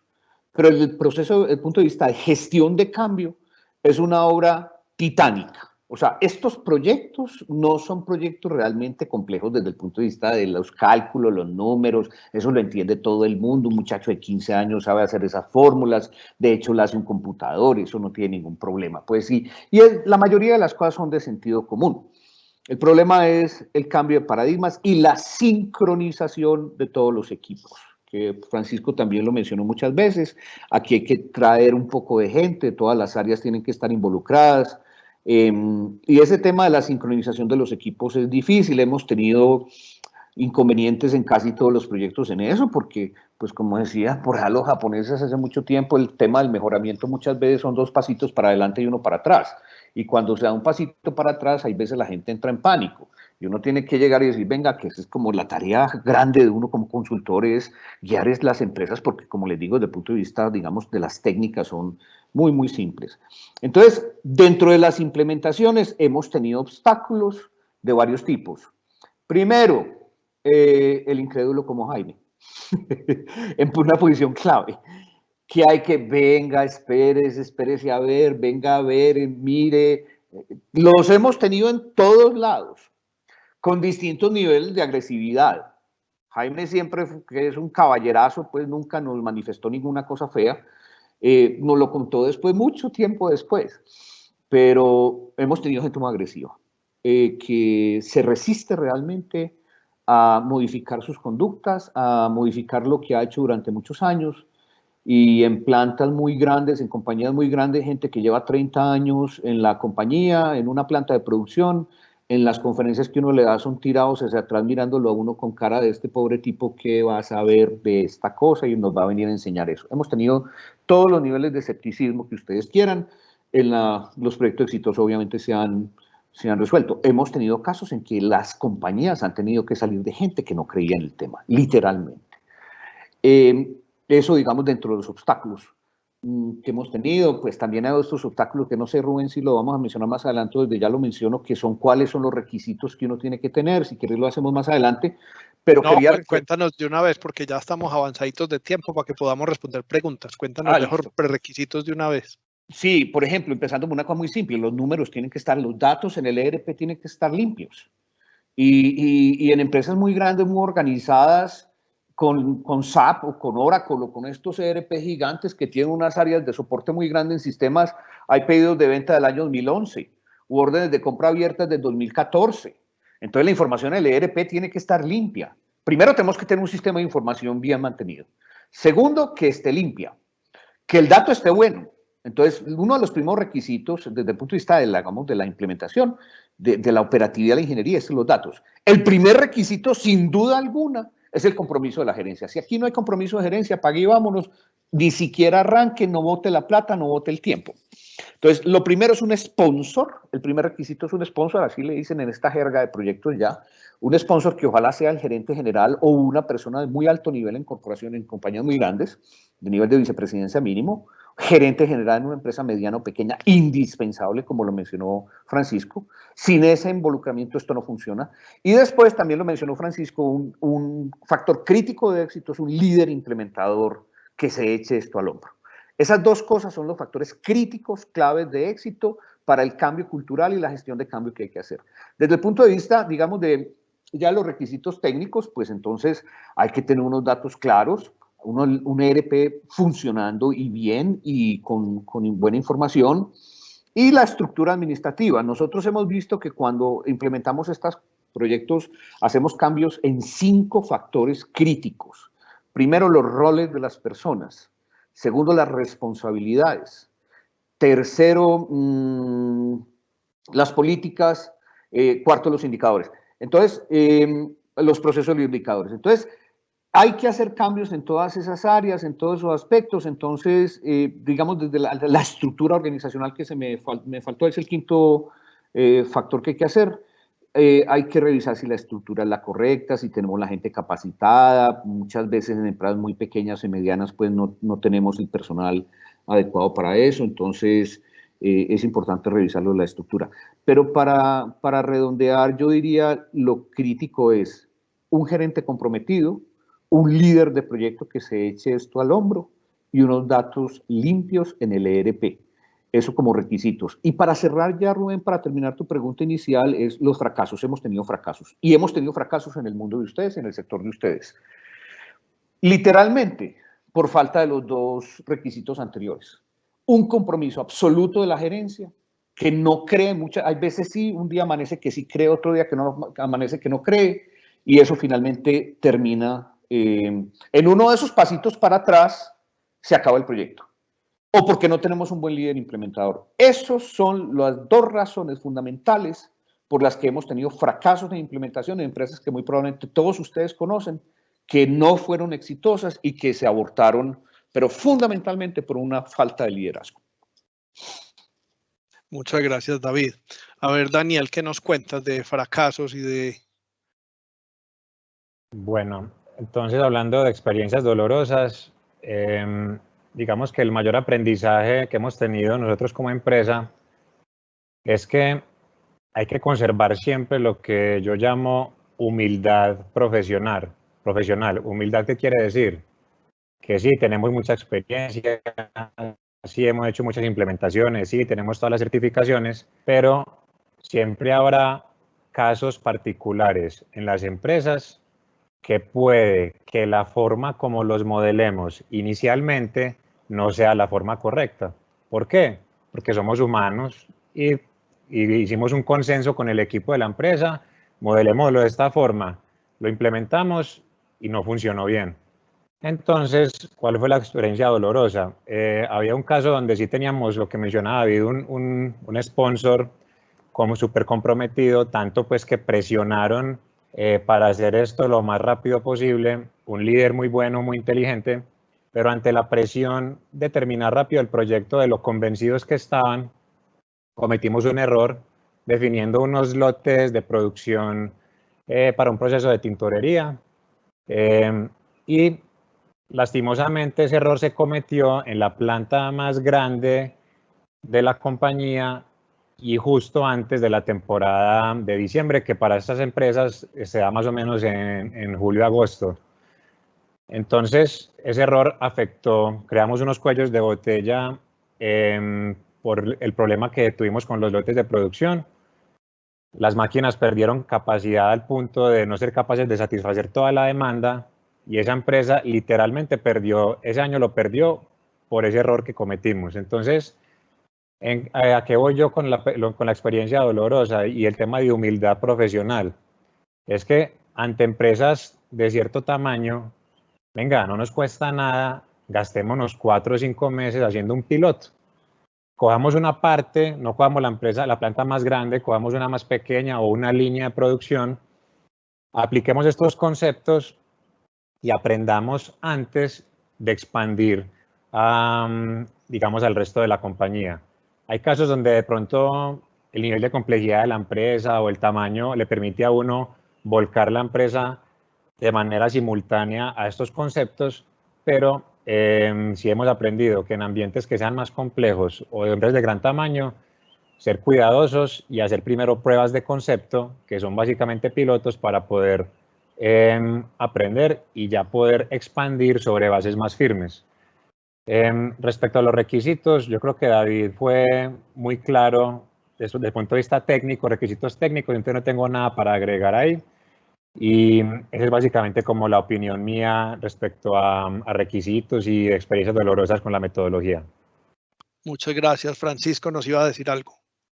Sí, yo creo que uno de los errores que cometemos mucho a nivel gerencial es seguir con los mismos indicadores que teníamos con metodologías anteriores. Dime cómo me mides y te diré cómo voy a responder. Eso es clave. O sea, tenemos que ser conscientes de que los indicadores de la planta, de mantenimiento, del nivel de servicio, de los agotados, de compras inclusive, van a cambiar. Si nosotros no acompañamos un proceso de cambio tan importante como este, que es resetear muchos de la forma como lo veníamos haciendo, y no lo acompañamos de unos nuevos indicadores que estén realmente alineados con esta metodología, el proyecto fracasa. Y aún más si esos indicadores están asociados al desempeño individual y si ese desempeño individual está asociado a la remuneración económica. O sea que ese para mí es uno de los factores importantes de éxito, digamos así, del programa. Muchas gracias, Francisco. Sí, ustedes tocaron 3 temas demasiado importantes, porque el tema de indicadores, dime cómo me mides y te diré cómo trabajo. Entonces, cuando uno a veces ve que las personas están haciendo cosas que no son enfocadas a lo que queremos en la empresa, tenemos que reevaluar qué indicadores estamos utilizando, porque según los indicadores que utilizas, iba a trabajar las personas. David también tocó muy importante la información, los datos. de que tenemos que tener el sistema, el procedimiento para obtención de esos datos tiene que estar funcionando bien, porque si nosotros en un sistema introducimos mentiras, pues van a salir mentiras. David, a completar algo más. Sí, la gente se asusta mucho cuando nosotros empezamos a decir, hombre, no se enfoque en el costo, sino en el flujo. Y eso es una herejía, ¿cierto? Yo no sé si Jaime, eso le da mucha dificultad a la gente, pero muchísimo, porque el indicador de gestión fundamental de cualquier planta de producción del mundo se llama el costo unitario, por hora, por tonelada, por kilo, por lo que sea. Y pues a los gerentes de producción, operaciones, los juzgan por eso y los felicitan o no los felicitan, incluso les pagan, como decía Francisco ahorita, de acuerdo con ese indicador. Y uno de un día para otro llegar y decirle, venga, que es que ese no va a ser lo que nos va a hacer mover. El costo contable unitario, eso no es lo que nos puede hacer mover, porque hay suficiente ilustración de que eso es un indicador terrible, absolutamente terrible, y eso es una herejía.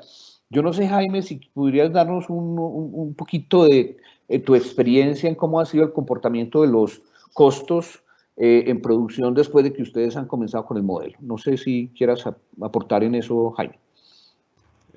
Pues a ver, digamos que veníamos del año pasado con unos ritmos importantes y el volumen favorecía a mantener unos costos por debajo de las metas que teníamos definidas. Ese indicador, pues hoy por hoy sigue siendo un indicador vigente dentro de la compañía. Sin embargo, han pasado cosas que antes eran impensables, y es que manufactura o los planes de manufactura, los planes de producción que nosotros rayamos, son planes que no son estáticos durante el mes. Entonces, yo que estoy a cargo del equipo que hace la programación o la planeación agregada de las plantas, nosotros semanalmente estamos cambiando el plan. Y manufactura entendió bajo esta metodología que eso era casi que un requisito obligado para poder perseguir la demanda. El reto ahorita es que como el volumen se nos cayó, con mayor razón tenemos que enfocar todos los recursos y todos los esfuerzos precisamente a perseguir la demanda real. Pero sigue siendo hoy por hoy un indicador. Sin embargo, como vuelvo y lo repito, que el equipo de producción, que las plantas de manufactura estén totalmente en línea con esa persecución de la demanda y que hacer cambios sobre la marcha se haga de manera como tan expedita, para nosotros ha sido un gran avance, porque nos ha evitado demasiadas discusiones, demasiadas conversaciones muy aburridoras que antes sí se tenían, y pues al final del día estamos trayendo el resultado, pues. Muchas gracias, Jaime. Sí, entonces David nos contaba que la tecnología hay que usarla bien, y David nos contaba que hay que hacer un buen seguimiento, y de pronto hay que hacer pilotos, y de pronto hay que montar la forma de hacer análisis a corto plazo de ciertos comportamientos. Por aquí voy a empezar con las preguntas de los asistentes. Resulta que, bueno, hagamos una fácil primero. ¿Cuál es el tiempo promedio? ¿Cuánto se puede demorar en la implementación de un sistema de estos para que se puedan alcanzar resultados? Me imagino que hay, dependiendo del tamaño de la empresa o del número de SKUs, no sé, pero ¿qué me pueden decir al respecto? ¿Quién me puede responder? A ver, Jaime primero. Pues digamos que nosotros arrancamos a mediados del 2017, 2018, 2019, pues digamos que 3 años, pero nosotros encontramos resultados en 1 año. O sea, nosotros, con habernos montado en la herramienta, aplicando Demand Driven para hacer distribución de producto terminado a las bodegas, a los centros de distribución del país, y montándonos en la dinámica de hacer reposición del inventario del centro de distribución principal desde la planta de producción, nosotros alcanzamos resultados en 1 año. Entonces puede ser alrededor de año y medio, contando los primeros 6 meses con todo lo que es implementación, porque reforzando lo que David mencionaba ahorita hace un rato, la calidad de los datos es fundamental, y nosotros perdimos muchísimo tiempo revisando de nuevo los números, porque cuando ya tú llegas y coges todo el cargue de datos y la herramienta empieza a arrojar números y los números no tienen sentido, nos toca devolvernos y encontrar en efecto que teníamos errores considerables en la calidad de los datos. Entonces, si una compañía es juiciosa y tiene una buena administración de la información y de manera permanente, como tarea de los miembros operativos del equipo, están actualizando los datos, con toda seguridad que los tiempos se pueden acortar. Y a ver, David, cuéntanos. Bueno, hay que tener en cuenta que es que para hacer una nevera se necesitan 350 componentes, ¿cierto? Y si a uno le falta uno, pues no puede hacer nevera. Entonces, eso es complicadito. Y cuando uno tiene la mitad de los proveedores en Asia, la cosa se vuelve más complicadita cuando hay lead times hasta de 7 o 8 meses. Entonces, es un ambiente enormemente complejo donde hay muchos números y pues hicimos una revisión, pues, o ellos hicieron internamente una revisión de datos. Les doy experiencia. A ver, diferenciamos dos cosas. Uno, llamemos implementación como el lapso que transcurre entre el momento en que se da inicio al proyecto hasta que se sale en vivo con la herramienta y se comienza a planear. Eso es lo que nosotros llamamos una implementación. Otra cosa es la profundización. En ACEP llevamos 3 años, seguimos trabajando con ellos, hacemos reuniones mensuales de seguimiento, mejoramos, esto no para. Juan Esteban Gómez, que es el caso más conocido en el sector, que es MIC, lleva 7 años trabajando en esto y no para. Es decir, llamemos la implementación desde el momento en que arrancamos la primera reunión hasta que salimos en vivo. Les cuento experiencias. La implementación más rápida que hemos hecho la hicimos en una compañía de consumo masivo en Ecuador que factura $800 millones. Es una empresa grande. Desde el primer día en que nosotros llegamos a lo que llaman hoy kick-off del proyecto, que eso es parte de la jerga de hoy también, o el arranque del proyecto, como decíamos cuando estaba chiquito. Desde el día en que empezamos el proyecto hasta el día en que salimos en vivo, pasaron exactamente 3 meses, pero hicieron un trabajo impecable en la integración del ERP con el software, 3 meses. Hemos tenido implementadas hasta de 1 año por el tema de los datos, porque el cuello de botella es la integración entre el software y la herramienta. Entonces, dependiendo de esa facilidad, de la calidad de los datos, de los recursos de TI, que la gente de TI vive muy ocupada, depende fundamental.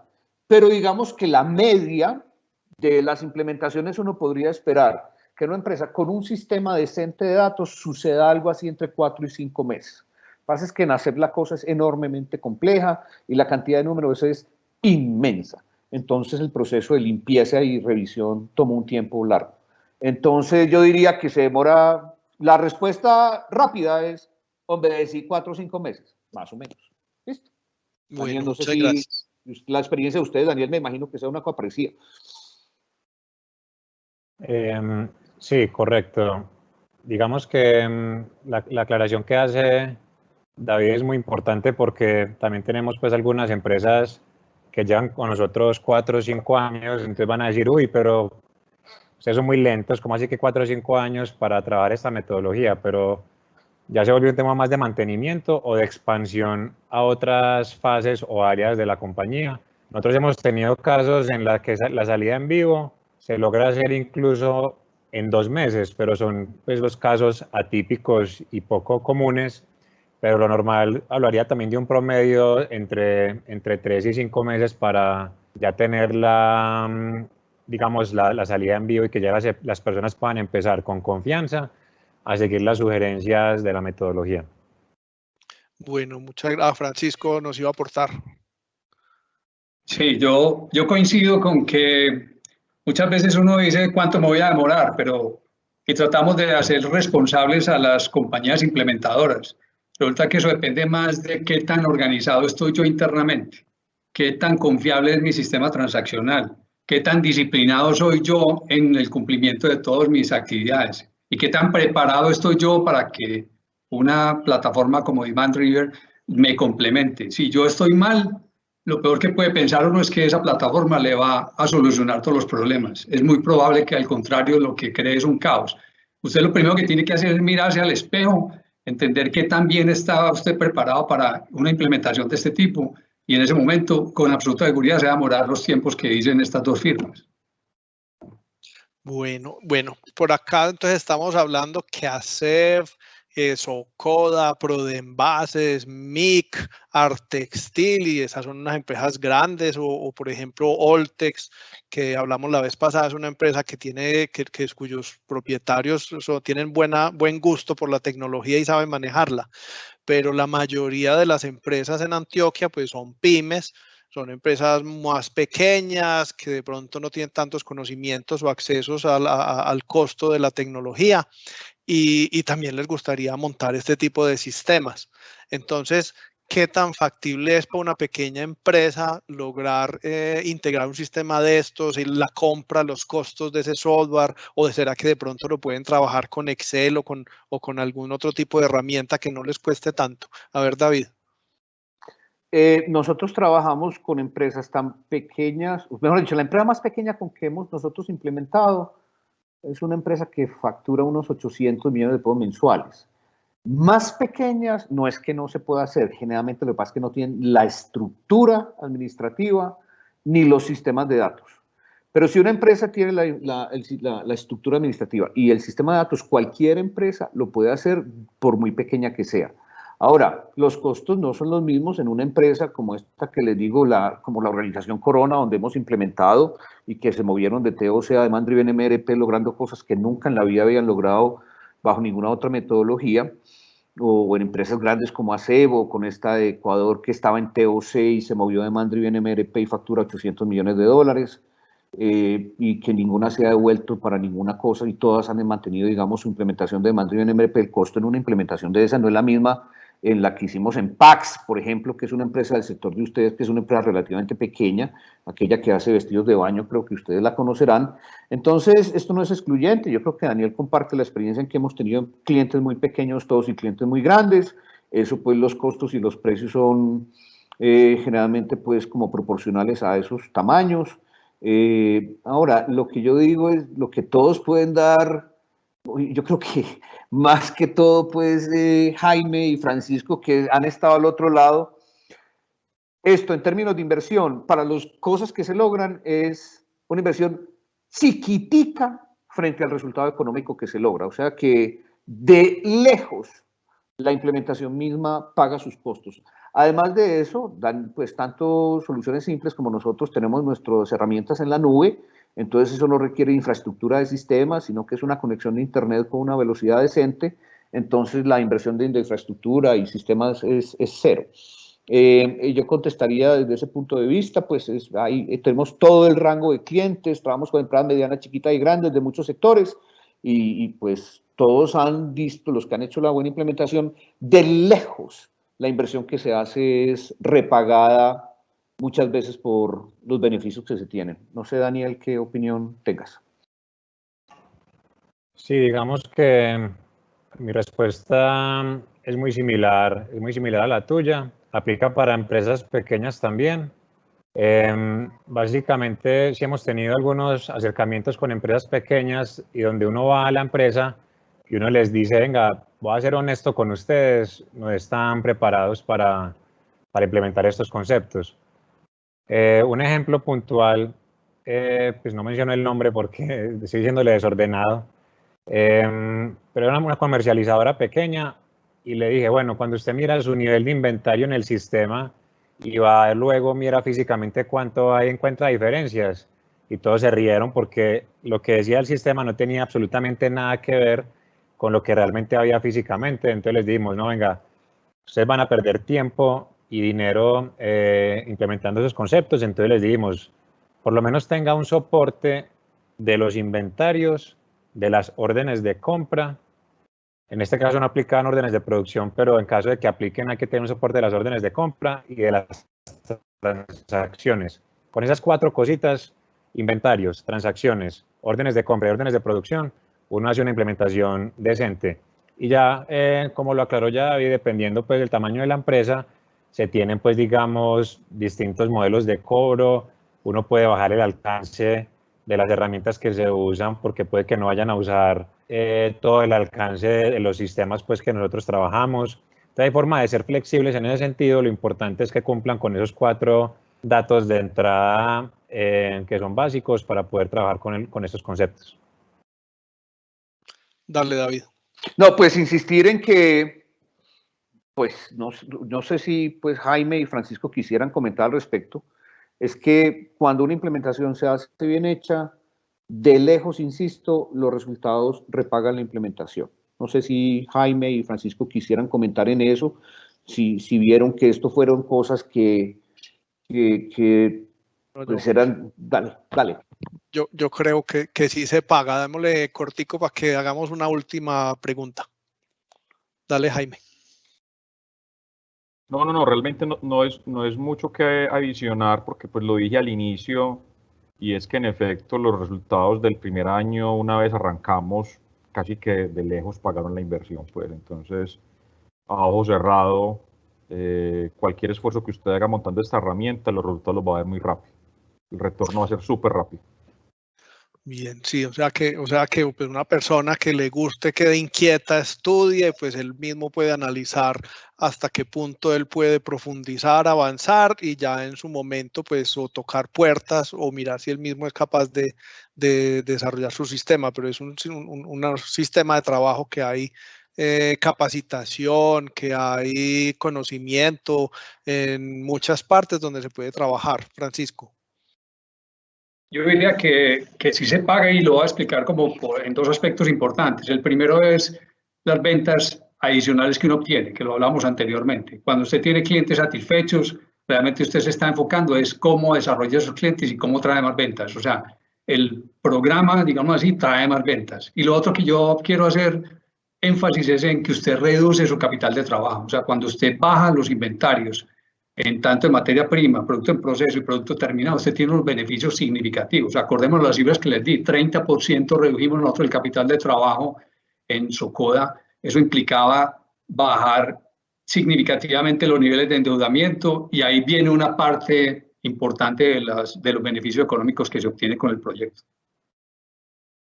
Bueno, la última pregunta tiene que ver ya con el mundo de la moda. Aunque aquí pues nos están acompañando gente de varios sectores, pues yo soy el director del clúster moda y fabricación avanzada y en el mundo de la moda se acostumbra mucho diseñar una colección, se compran las materias primas para una prenda, ya compró toda la materia prima, pues entonces ya no le queda más remedio que cortarla y sacarla al mercado.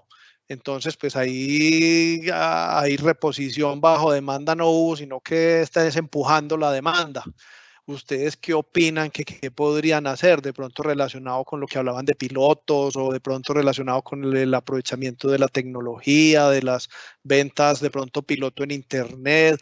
No sé, ¿qué podrían recomendar ustedes? Porque en el mundo de la moda sí es muy acostumbrado. Diseña, compra para 300 unidades, hace las 300 unidades y empieza a empujar. Dale, David.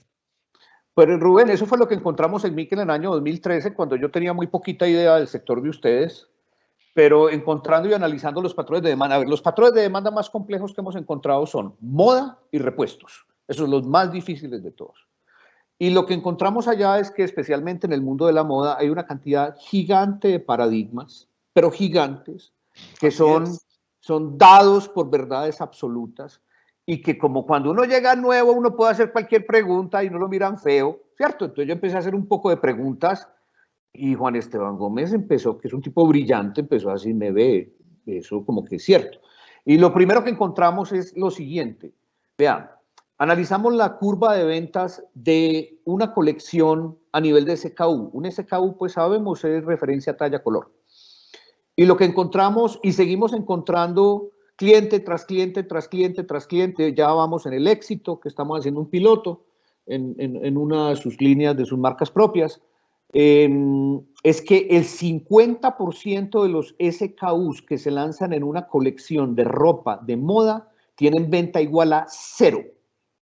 Ese es el origen de toda la industria del outlet, es el origen de todos los largos ciclos de pago que hay en la industria de la confección de textil y confección, porque están todas las compañías con una cantidad gigante de inventario atrapado por las prácticas comunes de empujar producto al mercado. Lo que hicimos en MIC fue cambiar, y pues no creo que tengamos el tiempo para explicar el modelo de moda en este momento. Algunos de ustedes lo habrán excluido, lo habrán visto presentar. Pero lo tenemos que dejar para otra sesión posterior. Sí, eso, dejemos eso para otra, dejemos tema para otra próxima. Entonces, lo que encontramos de MIC fue pues hacer una serie de preguntas a la luz de todos estos conceptos y criterios en una ignorancia total mía del sector. Eso fueron algunas preguntas muy tontas, otras preguntas muy importantes que Juan Esteban encontró y conjuntamente entonces construimos eso en MIC, que en ese momento estaba en un problema gigante de liquidez. Esto lo ha dicho Juan Esteban Gómez muchas veces públicamente, entonces por lo tanto lo puedo repetir y me ha autorizado que lo cuente, y que 1 año y medio después el éxito le dio premio de mejor proveedor del año porque duplicamos las ventas con 40% menos de inventario. Y en el año 2019 se lo volvieron a dar. Y a Creditex, que implementamos en el año 2017, en el año 2018 también se ganó el premio de mejor proveedor del año del éxito. Entonces, lo que hacemos en el modelo de moda es cambiar una serie de paradigmas. Eso sí, ¿qué paradigmas? Pues eso está escrito en piedra. Bajo sentido, con puro sentido común, con análisis de datos, y la gente lo entiende muy rapidito, muy rapidito. Entonces, fundamentalmente es cambiar ese modelo que tú describiste, Rubén, de diseñar una colección, imaginarse que se va a vender tanto, comprar todo, fabricar todo, empujar todo y sentarse a rezar. Y el 50% de los productos se vende cero. Y una muy poca cantidad, muchísimo más concentrado que el Pareto, 13%, estimamos nosotros, después de haber hecho muchas implementaciones en el sector, se vuelven productos que tienen niveles de venta aceptables. Eso es lo que cambiamos. Dejemos tema para la próxima, pero es lo que te diría por el momento, Rubén. Muchas gracias. Daniel, ¿tiene algo que aportar? Sí, quería complementar que la clave en estos ambientes tan, de moda, donde estamos con colecciones que solamente duran unos cuantos meses o hay veces semanas en ambientes mucho más agresivos, la clave está en la palabra posponer. Es uno ver cómo puede posponer al máximo la decisión de a dónde voy a enviar ese inventario o cómo voy a cortar esa tela o cómo la voy a teñir. Uno tiene que, como digamos, esculcar dentro de la cadena de suministro y decir, bueno, lo máximo que yo puedo posponer esa decisión es esto.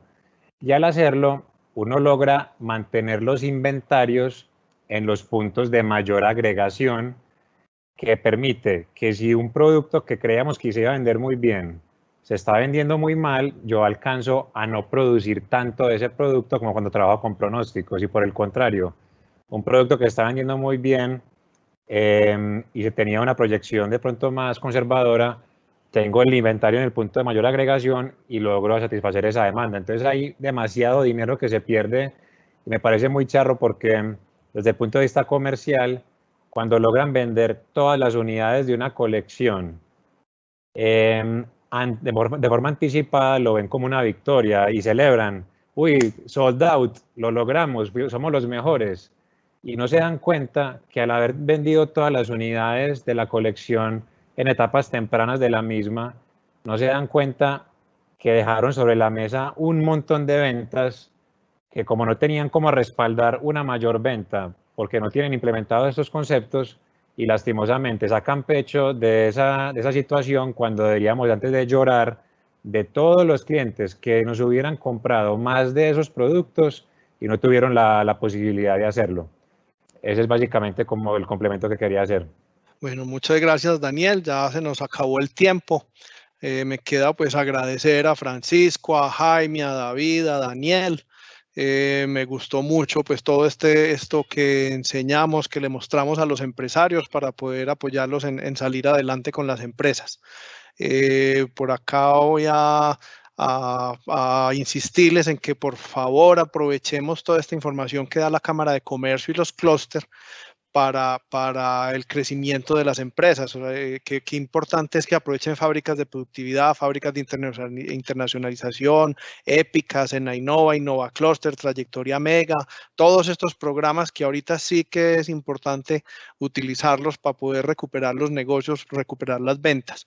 Para la próxima semana les tenemos también una invitación. Yo ahí voy a estar mostrándoles, pero hay una invitación ya desde el punto de vista comercial, cómo hacemos, se hizo una investigación de las tendencias a nivel mundial y unos empresarios de varios países nos van a ayudar a mostrarnos las tendencias en el selling por internet, en formas que están logrando los otros países recuperar el comercio. Entonces, pues lo vamos a estar invitando. Muchas gracias por asistir a todos. Muchas gracias a los conferencistas. Me alegro mucho haber vuelto a ver a Francisco, que no lo veía hace 26 años. Y muchas gracias a todos. Que estén muy bien. Gracias a usted, Rubén. Muchas gracias. Chao. Gracias, hasta luego. Hasta luego. Muchas gracias a todos.